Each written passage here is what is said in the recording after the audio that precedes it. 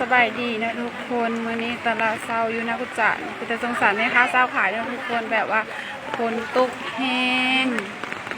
มื้อนี้ฝนตกแม่ค้าเซาขายแล้วเจ้าก็ยังนั่งอยู่เด้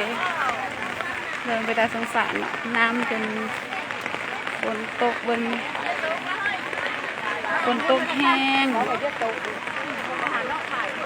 กดไลค์กดแชร์ให้ทุกคนเด้อวันนี้น้ำจนไหลหลากเนาะเดี๋ยวสงสารไหมคะเจ้าขายค่ะเจ้าโอ้โหเบิ่งนี่คนตกแห้งแห้งที่สุดเบิ่ง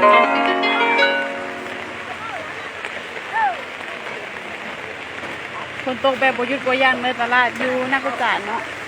ตลาดเช้าอยู่นักกุจาน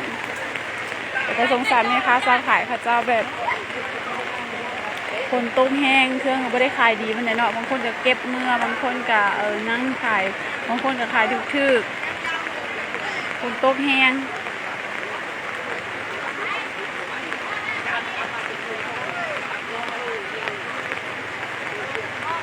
สงสารไหมคะเจ้าขายเนาะ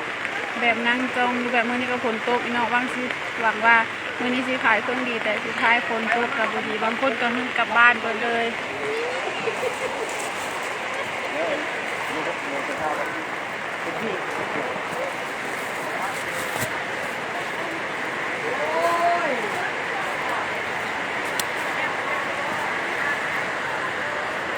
สาวนากุจานฝนตกลิ้น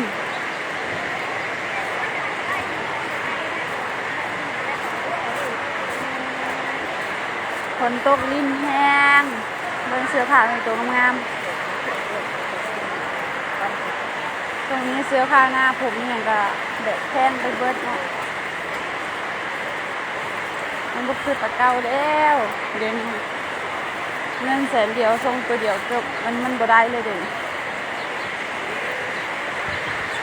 กดไลค์กดแชร์ไปเรื่อยทุกคนเด้อตลาดเช้านักกุจานแบบแม่ค้าเช้าขายแบบบ้านนอกเขาจะมาขายไว้ได้เลยแบบบางคนก็ขายไปเบิดแล้วก็เมื่อ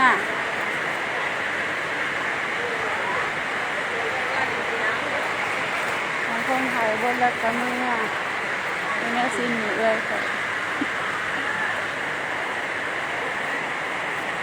บางคนขายบ่เบิดแล้วก็เมื่อซื้อบางคนก็แบบว่า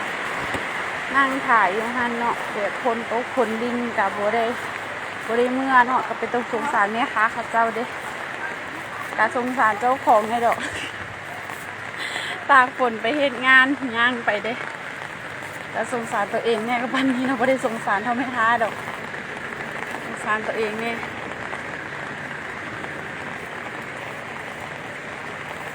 ย่างลงไปซื้อกับข้าวเนาะอยู่ตลาดว่าที่มีอย่างกินบ่ไปเลยเป็นแต่สงสารแม่ค้าเขาเจ้าเนาะแบบตากฝนขายเครื่องเรื่องขายของกินอย่างประมาณนี้ค่ะแต่กะยังพันในเบิร์ดบางคนก็เก็บเมื่อก่อนบางคนก็เบิร์ดแล้วแบบเขาจะมาก่อนหรือว่าแบบพวกลูกค้ามากินอย่างประมาณนี้เนาะก็น่าจะขายดีบางคนก็เมื่อแล้วบางคนได้เบิร์ดกะขายงาน4,000-5,000จนเป็นเข่งเป็นกระตาเมื่อเอา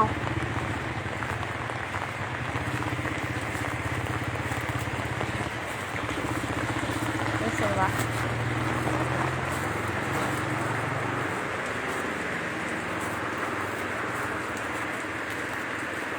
ทำให้ทุกคน